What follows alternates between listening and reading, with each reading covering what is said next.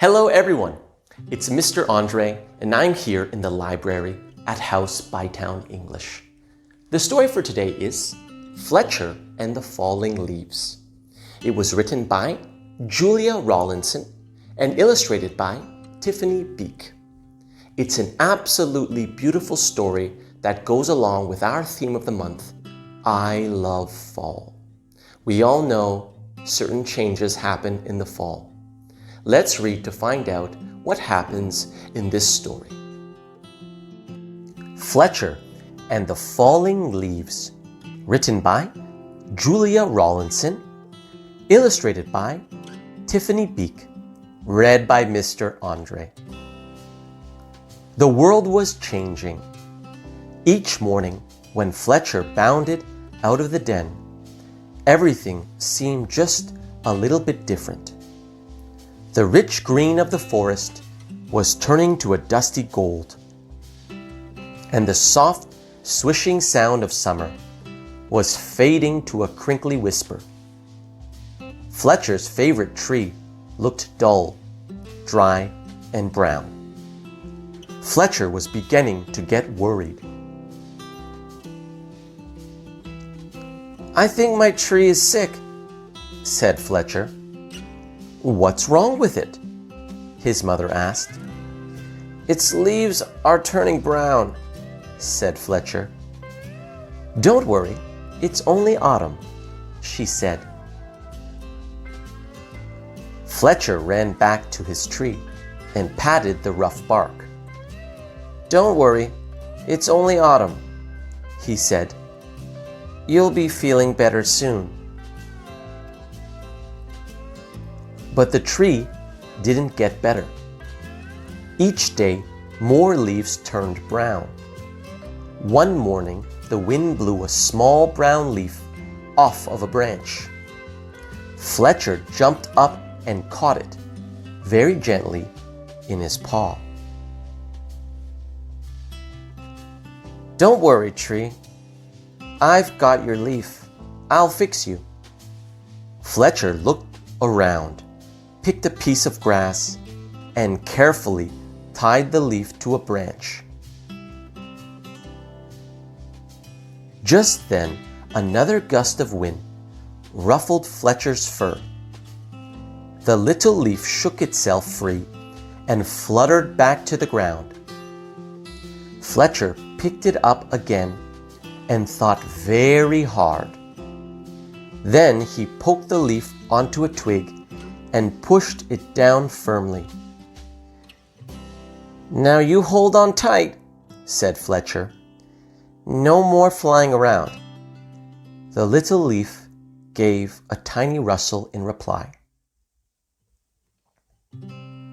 The next day, a strong wind was blowing through the forest. Fletcher rushed out of the den and ran all the way to his tree. Lots of branches were bare, and little lost leaves spun everywhere. "Don't worry, tree. I'll catch them for you. I promise." Round and round and round whirled Fletcher after the swirling leaves. "Leaves! Wonderful! Just what I need for my nest," said a squirrel. "But these belong to the tree," said Fletcher. "Don't take them away." "The tree doesn't need them anymore," said the squirrel, bounding off. "Help, help! The wind and the squirrel are stealing our leaves," cried Fletcher. "Leaves! Terrific! Just what I need to keep warm," said a porcupine rolling around. "But these belong to the tree," said Fletcher, plucking leaves from the porcupine's needles. "Not anymore," snuffled the porcupine, and away he rolled. "Help, help! The wind, the squirrel, and the porcupine are stealing our leaves," cried Fletcher. Suddenly, a flock of friendly birds swooped down from the sky. They picked up the leaves in their beaks and poked them onto the tree's branches. Soon the tree was leafy again, and Fletcher flopped down and smiled. "Thank you, birds, thank you," he gasped as the birds fluttered away. He lay looking up through the leaves at the sky and drifted off to sleep. But the wind continued to blow, and the branches still danced. The leaves shivered and shook themselves and began to wriggle free. They tossed and turned and twitched and twirled and tumbled to the ground. They brushed Fletcher's ears and nose and filled his dreams with a whispering sound. When Fletcher finally woke up, he couldn't believe his eyes. Instead of a roof of dancing leaves, all he could see were bare branches against the sky. "Oh, tree, I am so sorry," gulped Fletcher. "All your leaves are gone." But then he saw, high in the branches, one small leaf still holding on.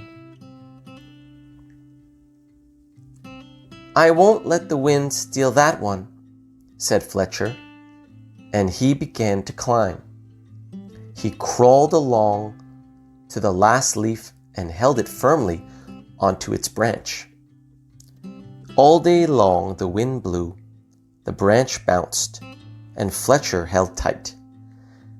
"I'll stay with you, leaf," he said. "Don't worry." But then, with a sudden whoosh of wind, the branch bounced high. With a plip, the leaf let go and fluttered like a little flag clutched in Fletcher's paw. Fletcher looked sadly at the leaf he had promised to save. He carried it carefully down the tree and back to the den. He made a cozy little bed for it and gently tucked it in. But all night long he could only think of his tree, all on its own. At dawn, Fletcher tiptoed outside. The wind had finally stopped blowing, and the air was cold. The moon still hung in the clear sky, and pale stars glimmered. As he came to his favorite tree, Fletcher saw a magical sight. The tree was hung with 1,000 icicles shining silver in the early light. "You are more beautiful than ever," whispered Fletcher. "But are you all right?" A tiny breeze shivered the branches, making a sound like laughter. And in the light of the rising sun, the sparkling branches nodded. Fletcher gave his tree a hug. Then he went back to the den for a nice, warm breakfast. The end. This has been a reading for House Bytown English, read by Mr. Andre.